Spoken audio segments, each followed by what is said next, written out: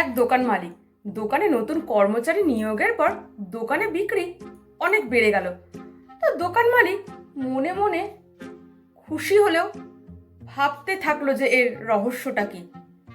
তো এই ব্যাপারটা জানার জন্য দোকান মালিক একদিন কি করলো, দোকান মালিক একদিন দোকানে না ঢুকে চুপি চুপি লুকিয়ে দেখতে থাকলো যে তার কর্মচারী ক্রেতাদের কিভাবে কনভিন্স করে।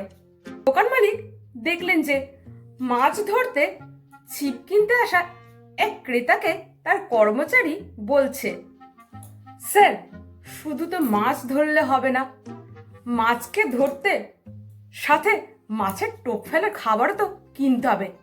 আমার কাছে খুব ভালো ব্র্যান্ডের মাছের টোপ আছে, নিয়ে যান।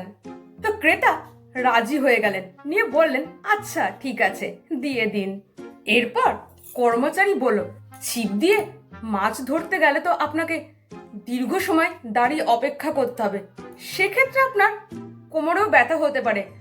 তো আমার কাছে একটা খুব ভালো আরামদায়ক ফোল্ডিং চেয়ার আছে, আপনার যদি লাগে তো আমি আপনাকে দেখাতে পারি।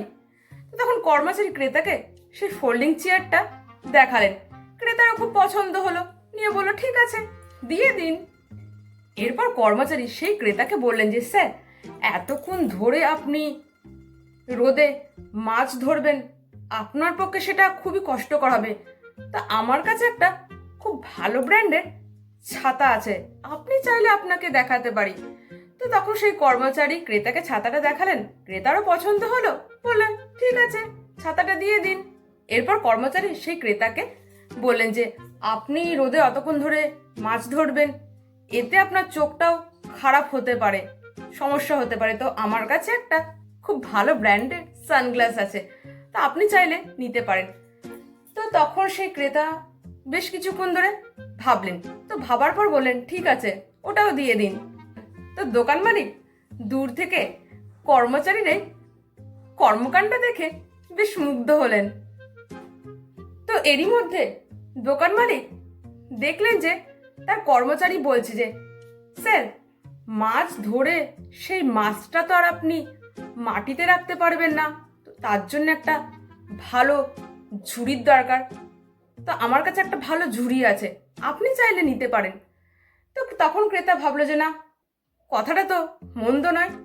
তখন সেই ক্রেতা বলে আচ্ছা ঠিক আছে, আপনি আমাকে ঝুড়িটাও দিয়ে দিন।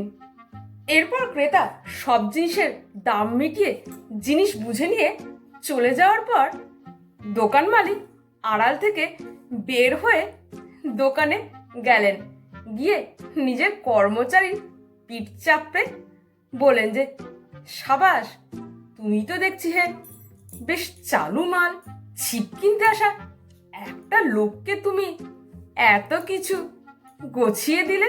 তখন কর্মচারী একটা হাসি দিয়ে দোকান মালিককে বলল, স্যার, উনি তো ছিপ কিনতে আসেননি। তখন দোকান মালিক আরো অবাক হয়ে তার কর্মচারীকে জিজ্ঞাসা করে, হ্যাঁ, ছিপ কিনতে আসেনি, তাহলে উনি কি কিনতে এসেছিলেন যে তুমি তাকে এত কিছু জিনিস গুছিয়ে দিলে? তখন সেই কর্মচারী তার মালিককে বলল, স্যার, আসলে উনি নিজের স্ত্রীর জন্য কিছু জিনিস কিনতে এসেছিলেন, তার স্ত্রী বাপের বাড়ি যাবে। তো তখন আমি তাকে বললাম, আপনার স্ত্রী তো থাকবে না, তো এই সময় আপনি কি আর করবেন, শুধু শুধু ঘরে বসে না থেকে তার থেকে বরঞ্চ মাছ ধরতে চলে যান। তো উনিও রাজি হয়ে গেলেন। হুম।